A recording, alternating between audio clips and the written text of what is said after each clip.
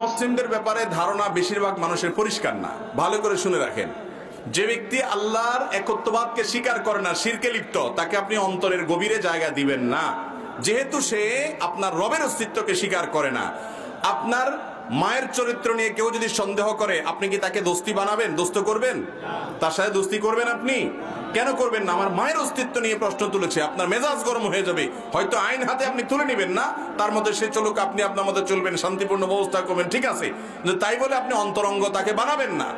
কিন্তু এর মানে এই না যে কোনো অমুসলিমের সাথে আমাদের লেনদেন, উঠা বসা, কাজ কারবার কিছু করা যাবে না।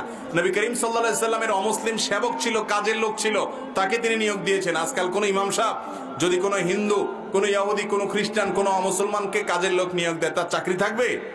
কারণ আমরা এটা বুঝি না, বাড়াবাড়ি করি।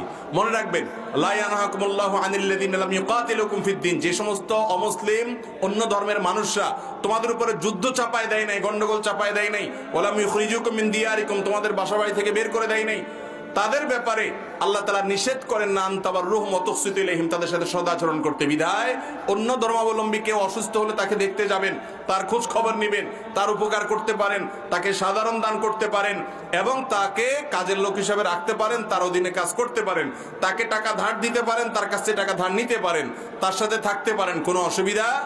কিন্তু একসাথে এক রুমে বসবাস করতে করতে যদি আপনার শিরকের প্রতি যে আপনার মধ্যে শিরকে অপছন্দ করার যে বিষয়টি আপনার ইমানের দাবি, সেটা যদি আস্তে আস্তে দূর হয়ে যায়, তাহলে লক্ষণ খারাপ। বিধায় সেই ব্যাপারে সাবধান থাকতে হবে। এমনিতে উঠা বসা, কাজ কারবার করতে অসুবিধা। একসাথে রান্না বাড়া করলে সে যদি হালাল কিছু রাঁধে আপনি খেতে পারেন, বা আপনি যদি হালাল কিছু রান্না করেন সেও খেতে পারে। নবী করিম সাল্লাল্লাহু আলাইহি সাল্লাম এক ইহুদির বাসায় দাওয়াত খেতে গিয়েছেন, এবং সেই ইহুদি মহিলা বিষ মিশিয়ে দিয়েছে। তাহলে এখান থেকে প্রমাণ হয়, ভিন্ন ধর্মাবলম্বী মানুষ যদি হালাল কোনো খানা দেয়, সেটা খেতে কোনো অসুবিধা নাই। তবে মিশতে মিশতে যদি আপনার মধ্যে যে সাধারণত শিরক এবং কুফরের প্রতি বীতশ্রদ্ধ ভাব, ঘৃণা, সেটা যদি দূর হয়ে যায়, তাহলে লক্ষণ খারাপ। তাহলে আপনাকে সেখান থেকে সরে